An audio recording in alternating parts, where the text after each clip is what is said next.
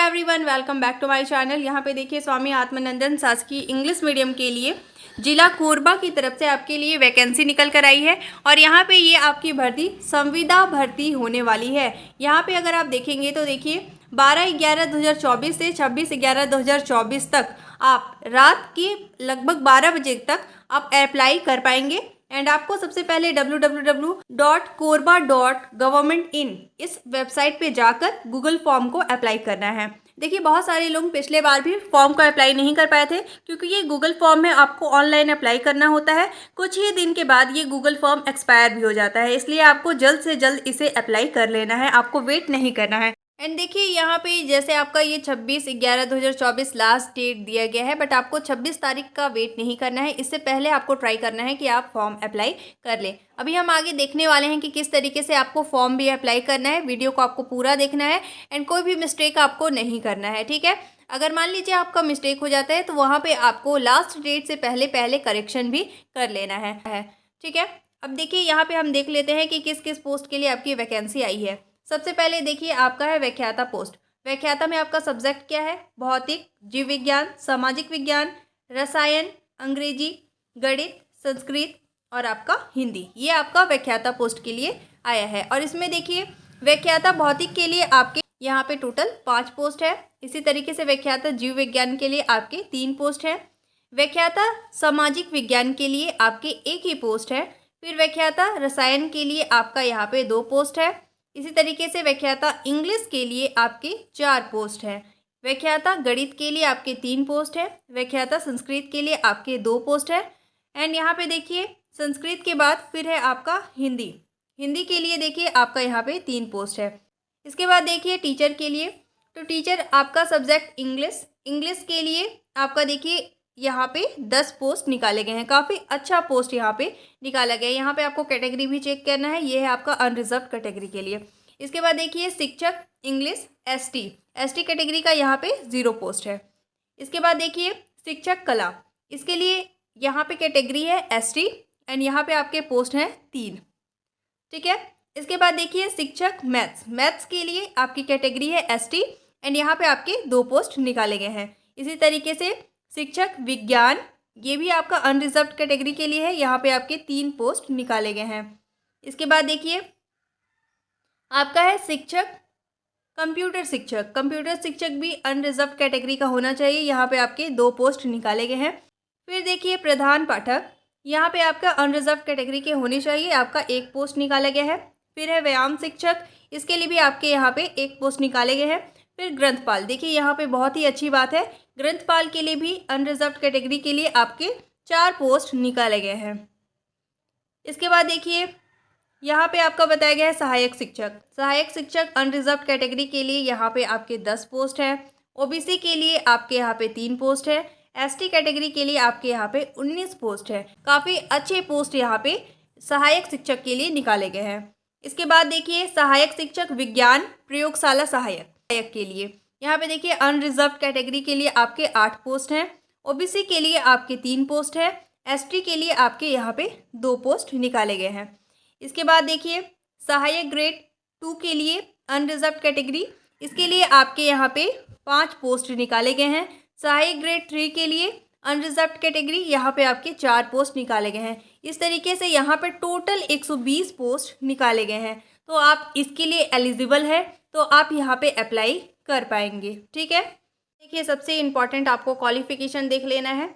देखिए यहाँ पे आपका वेतन यानी कि आपकी क्या सैलरी होने वाली है ये भी आपका दिया हुआ है, साथ ही आपका यहाँ पे क्वालिफिकेशन दिया हुआ है। सारे क्वालिफिकेशन की रिक्वायर्ड अगर आप फुलफिल करते हैं तो आपको इसके लिए अप्लाई कर लेना है, ठीक है। चलिए सबसे पहले देखिए व्याख्याता में आपको सबसे पहले सब्जेक्ट देखना है। देखिए हिंदी, संस्कृत, इंग्लिश, इसके लिए आपका सैलरी कितना होगा? 38,100 रुपये, ठीक है। अब चलिए क्वालिफिकेशन देखते हैं। इसमें सबसे पहले आपका बताया गया है मान्यता प्राप्त विश्वविद्यालय से आपको क्या करना है, न्यूनतम, देखिए यहाँ पे बताया गया है, 1 सेकेंड, ये क्लियर नहीं दिख रहा, ओके।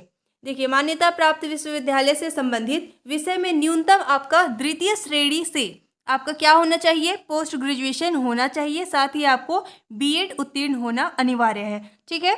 विषय के व्याख्याता हेतु स्नातक में हिंदी, संस्कृत, अंग्रेजी साहित्य का होना अनिवार्य है। इसका मतलब क्या है कि देखिए आपने जिस भी सब्जेक्ट से पीजी किया है तो इसमें आपका सब्जेक्ट मैच करना चाहिए। इसके बाद देखिए यहाँ पे टिप दिया हुआ है, इसको आप ध्यान से देखिए। व्याख्याता अंग्रेजी हेतु, मतलब अगर आप पीजी किए हैं इंग्लिश से, इसके लिए आपको इंग्लिश मीडियम रिक्वायर्ड है। अगर आप हिंदी मीडियम के हैं और आपने इंग्लिश से एमए कर लिया है तो आप इसके लिए एप्लीकेबल नहीं है, आपका शुरू से इंग्लिश मीडियम होना अनिवार्य है। ठीक है, अब देखिए व्याख्याता गणित, इसमें आपका इंग्लिश मीडियम आगे से रिक्वायर्ड है, यहाँ पे आपका बताया गया है। इसमें सैलरी आपका 38,100 रुपये होने वाली है। इसके बाद देखिए क्वालिफिकेशन, मान्यता प्राप्त विश्वविद्यालय से गणित, अप्लाइड गणित विषय में न्यूनतम तृतीय श्रेणी अंग्रेजी माध्यम से आपका पीजी होना चाहिए, साथ ही आपका बीएड अनिवार्य है। ठीक है, तो मैक्सिमम आपका क्वालिफिकेशन क्या होना चाहिए कि आपका पीजी होना चाहिए, साथ ही आपका बीएड होना चाहिए व्याख्याता पोस्ट के लिए। अब देखिए नेक्स्ट है व्याख्याता सामाजिक विज्ञान के लिए, ये भी आपका इंग्लिश मीडियम के लिए है। यहाँ पे आपकी सैलरी सेम रहेगी। एंड यहाँ पे देखिए आपका क्वालिफिकेशन, मान्यता प्राप्त विश्वविद्यालय से आपको भूगोल, इतिहास, अर्थशास्त्र, राजनीति, समाजशास्त्र विषय में न्यूनतम द्वितीय श्रेणी अंग्रेजी माध्यम से आपका पीजी होना अनिवार्य है, साथ ही आपका बीएड यहाँ पे मांगा गया है। ठीक है, इसके बाद देखिए व्याख्याता जीव विज्ञान, यानी कि आपका बायोलॉजी के लिए आपका इंग्लिश मीडियम वाले यहाँ पे अप्लाई कर सकते हैं। मान्यता प्राप्त विश्वविद्यालय से आपका देखिए यहाँ पे बताया गया है वनस्पति शास्त्र, प्राणी शास्त्र, लाइफ साइंस, जैविक अनुवांशिक, यानी कि आप देख सकते हैं जेनेटिक्स। इसके बाद देखिए माइक्रोबायोलॉजी, फिर आपका है बायोटेक्नोलॉजी। इसके बाद देखिए मॉलिकुलर बायोलॉजी या फिर आपका प्लांट फिजियोलॉजी है। इन सारे सब्जेक्ट में से किसी एक विषय में न्यूनतम द्वितीय श्रेणी अंग्रेजी माध्यम से आपका पीजी होना अनिवार्य है। ठीक है, इसके साथ ही आपका बीएड भी होना रिक्वायर्ड यहाँ पे मांगा गया है। ठीक है, इसके बाद यहाँ पे बताया गया है कि स्नातक स्तर में प्राणी शास्त्र अथवा वनस्पति शास्त्र विषय रहा हो, मतलब आप जब ग्रेजुएशन कर रहे थे तो उस समय देखिए आपका या तो जूलॉजी होना चाहिए या तो आपका बायोलॉजी सब्जेक्ट होना चाहिए। ठीक है, इसके बाद देखिए व्याख्याता रसायन के लिए, यहाँ पे है आपका केमिस्ट्री के लिए सब्जेक्ट के लिए, यहाँ पे आपका सैलरी 38,100 रहेगा। एंड मान्यता प्राप्त विश्वविद्यालय से रसायन, बायोकेमिस्ट्री से किसी एक विषय में न्यूनतम द्वितीय श्रेणी अंग्रेजी माध्यम से आपका पीजी होना चाहिए, साथ में आपका बीएड क्वालिफिकेशन मांगा गया है। ठीक है, इसके बाद देखिए आपका सेम फिजिक्स के लिए रहेगा। फिजिक्स में भी आपका आगे देखिए सब्जेक्ट सबसे इंपॉर्टेंट है, आप देखिए भौतिकी, इलेक्ट्रॉनिक्स, अप्लाइड भौतिक, न्यूक्लियर भौतिकी से, मतलब इनमें से किसी एक सब्जेक्ट के साथ आपका पीजी होना चाहिए एंड साथ ही आपका बीएड यहाँ पे मांगा गया है। ठीक है, इसके बाद देखिए प्रधान पाठक के लिए, इसमें आपका वेतन आप देख सकते हैं 38,100 होगा और प्रधान पाठक के लिए आपका इंग्लिश मीडियम रिक्वायर्ड है। मान्यता प्राप्त विश्वविद्यालय से द्वितीय श्रेणी में अंग्रेजी माध्यम से स्नातक की उपाधि के साथ बीएड होना आपका रिक्वायर्ड है। इसके बाद देखिए शिक्षक में आपका इंग्लिश सब्जेक्ट के लिए इंग्लिश मीडियम का होना अनिवार्य है। एंड यहाँ पे आपका सैलरी देख सकते हैं 35,400 रुपये सैलरी रहेगी। मान्यता प्राप्त विश्वविद्यालय से अंग्रेजी साहित्य विषय के साथ अंग्रेजी माध्यम में न्यूनतम द्वितीय श्रेणी से स्नातक की उपाधि एवं बीएड उत्तीर्ण होना यहाँ पे अनिवार्य है। इसके साथ ही देखिए शिक्षक पात्रता परीक्षा यानी कि आपका टेट उत्तीर्ण होना यहाँ पे अनिवार्य है। ठीक है, इसके बाद देखिए शिक्षक कला के लिए आपका यहाँ पे सबसे पहले देखिए इंग्लिश मीडियम रिक्वायर्ड है। 35,400 आपकी सैलरी रहेगी। एंड यहाँ पे मान्यता प्राप्त आपको देखिए सबसे पहले आपका ग्रेजुएशन होना चाहिए एंड साथ ही आपका यहाँ पे बताया गया इंग्लिश मीडियम रिक्वायर्ड है। इसके बाद देखिए बीएड आपका होना चाहिए, टेट आपका होना चाहिए। टीचर के लिए ऑलमोस्ट यही रहेगा।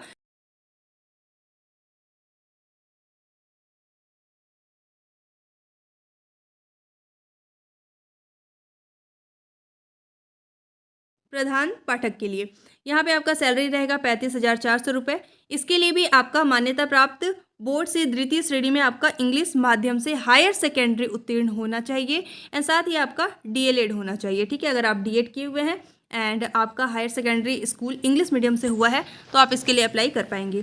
फिर देखिए सहायक शिक्षक के लिए इंग्लिश मीडियम रिक्वायर्ड है। यहाँ पे देखिए 25,300 आपकी सैलरी है एंड यहाँ पे देखिए हायर सेकेंडरी परीक्षा न्यूनतम द्वितीय श्रेणी अंग्रेजी माध्यम से उत्तीर्ण, आप डीएड किए होना चाहिए एंड साथ ही आपका टेट क्लियर होना चाहिए। ठीक है, फिर सहायक शिक्षक प्रयोगशाला अंग्रेजी माध्यम के लिए देखिए यहाँ पे आपका सैलरी सेम रहेगा साथ ही आपका मान्यता प्राप्त बोर्ड से जीव विज्ञान गणित संकाय में भौतिक एवं रसायन विषय समूह के साथ न्यूनतम द्वितीय श्रेणी आप यहाँ से चेक कर सकते हैं। बाकी सारा सिमिलैरिटी है। ग्रंथपाल के लिए आप देख लीजिए, ग्रंथपाल के लिए जो भी अप्लाई करना चाहते हैं, न्यूनतम द्वितीय श्रेणी में अंग्रेजी माध्यम से हायर सेकेंडरी आपका उत्तीर्ण होना चाहिए एवं मान्यता प्राप्त विश्वविद्यालय से आपका बिलीव होना चाहिए।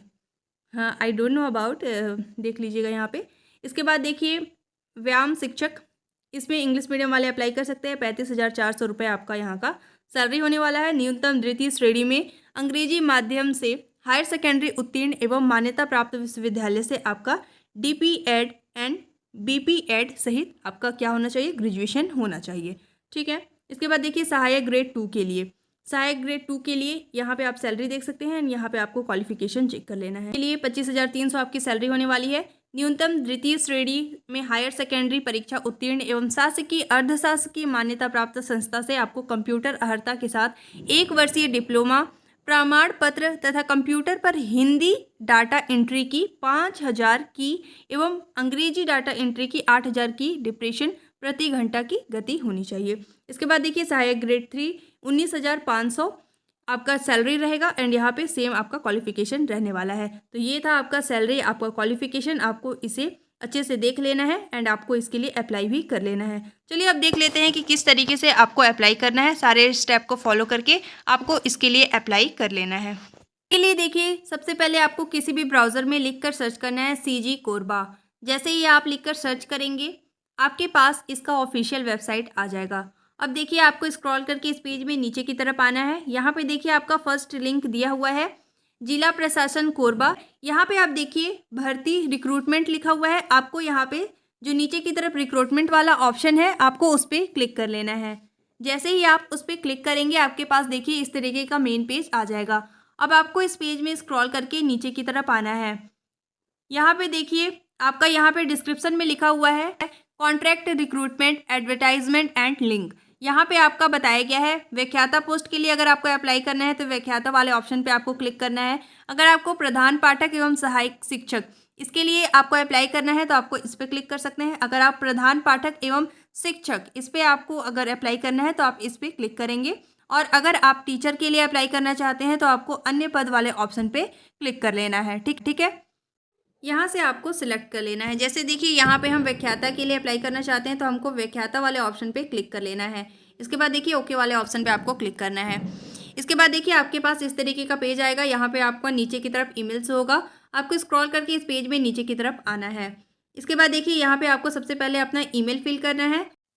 इसके बाद देखिए यहाँ पे सारे इंस्ट्रक्शन दिए हुए हैं, आपको इसे फॉलो करके फिल करना है। पिछले बार बहुत सारे लोगों का फॉर्म रिजेक्ट हो गया था क्योंकि इन्हें पता ही नहीं था कि किस तरीके से फॉर्म को अप्लाई करना है। ठीक है, यहाँ पे देखिए मेन चीज़ हम पढ़ लेते हैं। सबसे पहले यहाँ पे दिया गया है अभ्यर्थी द्वारा ऑनलाइन आवेदन फॉर्म में समस्त प्रविष्टियाँ अंग्रेजी के कैपिटल अक्षर में किया जाना है। मतलब आप जो भी फिल करेंगे उसे कैपिटल लेटर में आपको फिल करना है। इसके बाद देखिए अभ्यर्थी स्वयं पति पिता के नाम के सामने आपको श्री श्रीमती या फिर आप SMT कुछ भी यूज़ करते हैं उसे आपको नहीं लगाना है।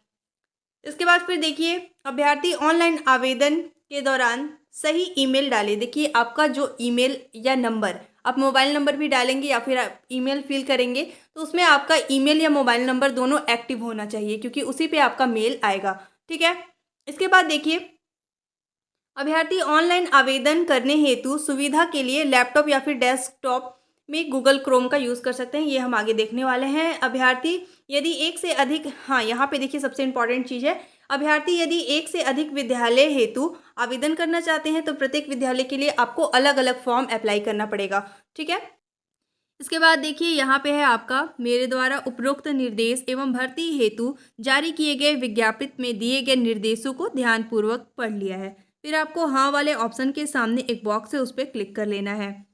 यहाँ पे आपको क्लिक करना है। ठीक है, इसके बाद देखिए यहाँ पे है नेक्स्ट वाले ऑप्शन पे आपको क्लिक कर लेना है। जैसे आप इस पर क्लिक करेंगे देखिए नीचे की तरफ है नेक्स्ट वाले ऑप्शन पे आपको क्लिक कर लेना है। जैसे आप उस पर क्लिक करेंगे आपके पास देखिए मेन पेज आ जाएगा। तो आपको स्क्रॉल करके नीचे आना है और अपनी सारे डिटेल को यहाँ पे फिल करना है। सबसे पहले आपका यहाँ पे ईमेल शो होगा।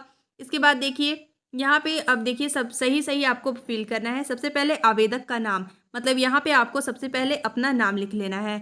इसके बाद देखिए पिता या पति का नाम, तो देखिए यहाँ पे आपको कैपिटल लेटर में फिल करना है, सारा चीज़ आपको कैपिटल लेटर में फिल करना है। एंड यहाँ पे आपको अगर आप SMT लिखते हैं या फिर आप श्री लिखते हैं तो ये सब वर्ड को यूज़ नहीं करना है आपको, ठीक है।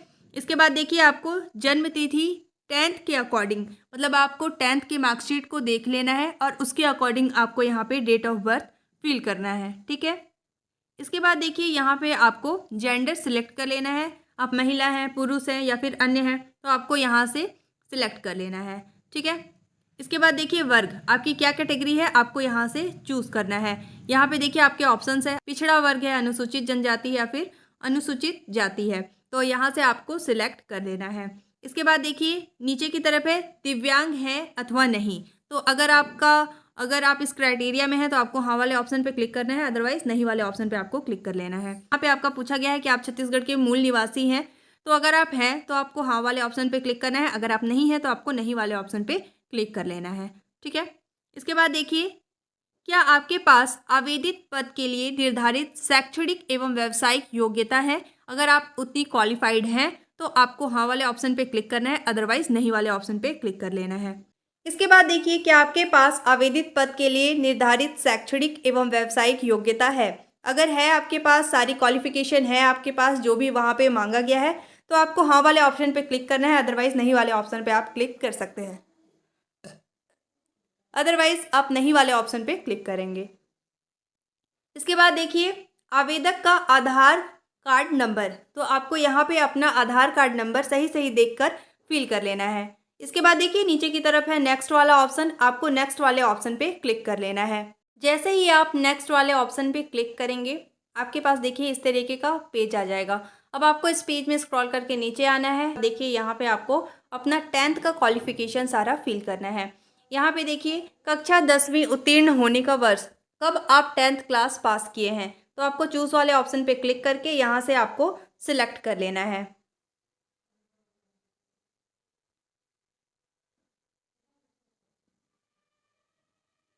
ठीक है। इसके बाद देखिए मान्यता प्राप्त विश्वविद्यालय का नाम जहाँ से कक्षा 10वीं आपने पास किया है, तो आपको चूज़ वाले ऑप्शन पे क्लिक करके यहाँ पे देखिए आपने जहाँ से भी, अगर आप स्टेट बोर्ड से किए हैं, CBSE किए हैं, ICSE से किए हैं, तो आपको यहाँ से सिलेक्ट कर लेना है। इसके बाद देखिए नीचे की तरफ आपको आना है कक्षा 10वीं की परीक्षा का पूर्णांक, तो सबसे पहले आपको यहाँ पे पूर्णांक को फिल करना है, ठीक है। जितने नंबर का आपका 10th का एग्ज़ाम हुआ होगा आपको यहाँ से फिल कर लेना है, ठीक है। आपको देख लेना है मार्कशीट से एंड उसी के अकॉर्डिंग आपको यहाँ पे फिल करना है। इसके बाद देखिए नीचे की तरफ है कक्षा 10वीं की परीक्षा में प्राप्त प्राप्तांक, मतलब आपने 600 नंबर में से या फिर आपका जितने भी नंबर का एग्ज़ाम हुआ था उसमें से आपने कितना नंबर स्कोर किया है आपको यहाँ पे लिख लेना है। इसके बाद देखिए कि यहाँ पे प्रतिशत के लिए बताया गया है, अगर मान लीजिए आपका 8.5 CGPA है तो आपको डायरेक्ट वहाँ पे 81 लिख लेना है, मतलब आपको पॉइंट में नहीं लिखना है, ठीक है। इसके बाद देखिए आपको कैलकुलेट कर लेना है, जितने नंबर का एग्ज़ाम हुआ था, जितना नंबर आपने स्कोर किया आपको यहाँ पे फिल कर लेना है। इसके बाद देखिए आपको यहाँ से हिंदी या इंग्लिश मीडियम, जो भी आपका मीडियम था 10th बोर्ड में, चाहे आप हिंदी मीडियम के हैं चाहे आप इंग्लिश मीडियम के हैं, आपको यहाँ से सिलेक्ट कर लेना है। अगर आप हिंदी मीडियम के हैं तो आपको हिंदी सिलेक्ट करना है, अगर आप इंग्लिश मीडियम के हैं तो आपको इंग्लिश सिलेक्ट कर लेना है। इसके बाद देखिए नेक्स्ट वाले ऑप्शन पर आपको क्लिक करना है। जैसे आप क्लिक करेंगे अगेन आपके पास ये पेज आ जाएगा। अब आपको स्क्रॉल करके इसमें नीचे की तरफ आना है। यहाँ पे देखिए शैक्षणिक योग्यता का विवरण, यहाँ पे आपको अब 12th का क्वालिफिकेशन सारा फिल करना है। यहाँ पे सबसे पहले कक्षा 12वीं की उत्तीर्ण होने का वर्ष, जब आप क्लास 12th पास हुए हैं तो आपको यहाँ से सिलेक्ट कर लेना है। इसके बाद देखिए मान्यता प्राप्त बोर्ड विश्वविद्यालय का नाम जहाँ से आपने 12th पास किया है, तो अगेन आपको यहाँ से चूज़ कर लेना है। आपने स्टेट बोर्ड से किया हुआ है या फिर CBSE बोर्ड, जिस बोर्ड से आपने किया है आपको यहाँ से सिलेक्ट कर लेना है। इसके बाद देखिए कक्षा 12वीं का विषय, आपने 12th किस स्ट्रीम से किया हुआ है आपको यहाँ से सब्जेक्ट को चूज़ कर लेना है। इसके बाद देखिए नीचे की तरफ है आपका कक्षा 12वीं की परीक्षा का पूर्णांक। अगेन आपको यहाँ पे फिल करना है कि कितने नंबर का आपका 12th का एग्ज़ाम हुआ था, 12th बोर्ड का, एंड अगेन आप कितना नंबर उसमें से गेन किए हैं आपको यहाँ पे फिल करना है। इसके बाद देखिए आपका प्रतिशत, यहाँ पे आपका वही इंस्ट्रक्शन है कि अगर आपका 8.5 CGPA है तो आपको डायरेक्ट 81 लिखना है। इसके बाद देखिए आपको कैलकुलेट करके यहाँ पे परसेंटेज लिख लेना है। इसके बाद कक्षा 12वीं में आपका क्या मीडियम रहा है, हिंदी मीडियम या इंग्लिश मीडियम, अगेन आपको यहाँ से सिलेक्ट कर लेना है। अगर आप हिंदी मीडियम से 12th पास किए हैं तो आपको हिंदी सिलेक्ट करना है। अगर आप इंग्लिश मीडियम से किए हैं तो आपको यहाँ से इंग्लिश मीडियम सिलेक्ट कर लेना है। ठीक है, इसके बाद देखिए नेक्स्ट वाले ऑप्शन पे आपको क्लिक कर लेना है। जैसे ही आप नेक्स्ट वाले ऑप्शन पे क्लिक करेंगे, देखिए आपके पास इस तरीके का पेज आएगा। अब आपको स्क्रॉल करके इस पेज में नीचे की तरफ आना है। यहाँ पे देखिए शैक्षणिक योग्यता का विवरण, मतलब आपको यहाँ पे ग्रेजुएशन का अपना क्वालिफिकेशन को फिल करना है। सबसे पहले आपका देखिए लिखा हुआ है स्नातक उत्तीर्ण होने का वर्ष, जब आपने ग्रेजुएशन पास किया है आपको यहाँ से सिलेक्ट कर लेना है।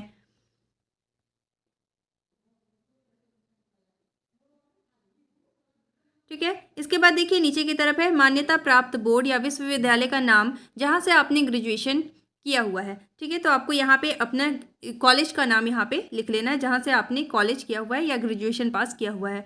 इसके बाद देखिए स्नातक का कोर्स, देखिए आपने BA किया है, BSc किया है, जो भी किया हुआ है आपको यहाँ पे लिख लेना है। कैपिटल में सारी चीज़ फिल करना है। इसके बाद देखिए स्नातक का विषय, आपको यहाँ से चूज़ वाले ऑप्शन पे क्लिक करके आपने ग्रेजुएशन किस सब्जेक्ट से किया हुआ है आपको यहाँ से सिलेक्ट कर लेना है। ठीक है, इसके बाद देखिए नीचे की तरफ है यदि अन्य विषय हो तो अन्य विषय का नाम। अगर इसमें जितने भी आपके ऑप्शंस गिवन हैं, इसके अलावा अगर आपने अलग सब्जेक्ट से अपना BSc किया हुआ है या फिर अपना ग्रेजुएशन किया हुआ है तो आपको यहाँ पे उस एक्स्ट्रा सब्जेक्ट का नाम लिख लेना है। ठीक है, इसके बाद देखिए स्नातक के पूर्णांक, मतलब आपका जो ग्रेजुएशन हुआ वो कितने नंबर का हुआ था आपको यहाँ पे लिख लेना है। इसके बाद देखिए स्नातक में प्राप्तांक, उतने नंबर में से आपने कितना नंबर स्कोर किया है आपको यहाँ पे फिल कर लेना है। इसके बाद आपको टोटल परसेंट यहाँ पे फिल कर लेना है। इसके बाद देखिए स्नातक में अध्ययन का माध्यम, आपका कौन सा मीडियम था, आपने ग्रेजुएशन हिंदी मीडियम से किया है या इंग्लिश मीडियम से, आपको यहाँ से सिलेक्ट कर लेना है। इसके बाद आपको नेक्स्ट वाले ऑप्शन पे क्लिक कर लेना है। जैसे ही आप नेक्स्ट वाले ऑप्शन पे क्लिक करेंगे अगेन आपके पास इस तरीके का पेज आ गया। अब देखिए यहाँ पे आपको अपने PG का डिटेल फिल करना है। देखिए सबसे पहले आपको आवेदित विषय का नाम, आप जिस सब्जेक्ट के लिए आप यहाँ पे अप्लाई कर रहे हैं आपको यहाँ से सिलेक्ट कर लेना है। ठीक है, इसके बाद देखिए आप PG किस वर्ष पास किए थे आपको यहाँ से सिलेक्ट कर लेना है। ठीक है, इसके बाद देखिए मान्यता प्राप्त बोर्ड या विश्वविद्यालय का नाम जहाँ से आपने PG कंप्लीट किया हुआ है तो आपको यहाँ पे लिख लेना है। इसके बाद देखिए PG का कोर्स, आपने MCOM किया है, MSc किया है, आपको यहाँ से सिलेक्ट कर लेना है। तो देखिए चूज़ वाले ऑप्शन पे आपको क्लिक करके यहाँ से सिलेक्ट कर लेना है। आपने BSc किया है, MSc किया है या जो भी किया है आपको यहाँ से सिलेक्ट करना है। इसके बाद देखिए विषय आपका MSc में क्या रहा है आपको यहाँ से सिलेक्ट कर लेना है। इसके बाद देखिए नीचे की तरफ आपको आना है। यदि अन्य विषय हो तो आपको, अगर एक्स्ट्रा सब्जेक्ट है तो आपको यहाँ पे फिल कर लेना है। ठीक है, इसके बाद देखिए आपका PG का टोटल एग्ज़ाम, मतलब आप PG का एग्ज़ाम दिए होंगे तो टोटल कितने मार्क्स का हुआ था आपको यहाँ पे फिल करना है। इसके बाद उतने मार्क्स में से आपने कितना नंबर स्कोर किया है आपको यहाँ पे फिल करके अगेन आपको यहाँ पे अपना परसेंट लिख लेना है। ठीक है, इसके बाद देखिए आपको सिलेक्ट कर लेना है कि आपने PG हिंदी मीडियम से किया हुआ है या फिर इंग्लिश मीडियम से। यहाँ से आपको सिलेक्ट करके नेक्स्ट वाले ऑप्शन पे क्लिक कर लेना है। इसके बाद देखिए अगेन आपको स्क्रॉल करके इसमें नीचे की तरफ आना है। अब यहाँ पे आपका BEd रिक्वायर्ड है, आपका BEd किया हुआ है या नहीं आपको यहाँ पे फिल करना है। सबसे पहले देखिए BEd उत्तीर्ण होने का वर्ष, जब आपने BEd कोर्स कंप्लीट किया है तब आपको उस ईयर को आपको यहाँ से सिलेक्ट कर लेना है। ठीक है, इसके बाद देखिए मान्यता प्राप्त बोर्ड या विश्वविद्यालय का नाम जहाँ से आपने BEd किया हुआ है तो आपको उस कॉलेज का नाम या उस यूनिवर्सिटी का नाम यहाँ पे आपको लिख लेना है। इसके बाद देखिए BEd का एग्ज़ाम आपका कितने नंबर का हुआ है आपको यहाँ पे फिल करना है। इसके बाद आपने कितना नंबर स्कोर किया आपको यहाँ पे फिल कर लेना है। इसके बाद देखिए कितना परसेंट आपने स्कोर किया आपको यहाँ पे कैलकुलेट करके परसेंट लिख लेना है। इसके बाद देखिए नीचे की तरफ है नेक्स्ट वाले ऑप्शन पे आपको क्लिक कर लेना है। इसके बाद देखिए अगेन आपको इस पेज में स्क्रॉल करके नीचे की तरफ आना है। यहाँ पे देखिए पत्र व्यवहार का पूरा पता, मतलब आपको यहाँ पे अपना करंट एड्रेस को फिल करना है। इसके बाद देखिए पिन कोड आपको सही तरीके से फिल करना है। इसके बाद देखिए मोबाइल नंबर, अगेन मैं आपको बता रही हूँ जो नंबर आपका एक्टिव होगा वही नंबर आपको यहाँ पे फिल करना है। इसके बाद देखिए नीचे की तरफ है नेक्स्ट वाला ऑप्शन, आपको नेक्स्ट वाले ऑप्शन पे क्लिक कर लेना है। जैसे ही आप इस पर क्लिक करेंगे देखिए आपके पास ये फाइनल पेज आ गया है। अब आपको स्क्रॉल करके नीचे आना है। यहाँ पे देखिए ये है आपका डिक्लेरेशन। आपको डिक्लेरेशन को पढ़ के यहाँ पे हाँ वाले ऑप्शन है, यहाँ पे आपको क्लिक कर लेना है। ठीक है, इसके बाद देखिए दिनांक, आपको आज का डेट यानी जब आप फॉर्म को फिल कर रहे हैं आपको यहाँ पे वो डेट डाल लेना है। स्थान जहाँ से आप ये फॉर्म अप्लाई कर रहे हैं आपको यहाँ पे उस प्लेस का नाम लिखकर, इसके बाद देखिए नीचे की तरफ है सबमिट वाले ऑप्शन पे क्लिक करना है। अगर आपको कुछ भी करेक्शन करना है तो देखिए यहाँ पे आप बैक वाले ऑप्शन पे क्लिक कर सकते हैं। ठीक है, अगर आपका सारा इन्फॉर्मेशन हो गया है फिल, इसके बाद आपको सबमिट वाले ऑप्शन पे क्लिक कर लेना है। जैसे ही आप इस पर क्लिक करेंगे ये आपके पास ये आ गया। यहाँ पे देखिए बताया गया है your application has been recorded successfully, मतलब आपने जो फॉर्म अप्लाई किया है वो सक्सेसफुली सबमिटेड हो गया है। अब आपके पास ईमेल आएगा एंड वहाँ पे आपका बताया जाएगा कि आपका फॉर्म सबमिट हो गया है। ठीक है, अगर आपने सही तरीके से फिल किया है तो आपके पास ईमेल भी आएगा। इसके बाद देखिए नीचे की तरफ है सबमिट अनदर रिस्पॉन्स, मतलब अगर आपको दूसरे पोस्ट के लिए अप्लाई करना है तो देखिए सबमिट अनदर रिस्पॉन्स वाले ऑप्शन पे आपको क्लिक करके फिर आप जिस पोस्ट के लिए अप्लाई करना चाहते हैं आपको उस पोस्ट के लिए अप्लाई कर लेना है। इस तरीके से आपको फिल कर लेना है। ठीक है, अब आपको इससे रिलेटेड कोई भी डाउट है, आपकी कोई भी क्वेरी है तो आप कॉमेंट में पूछ सकते हैं। Thank you.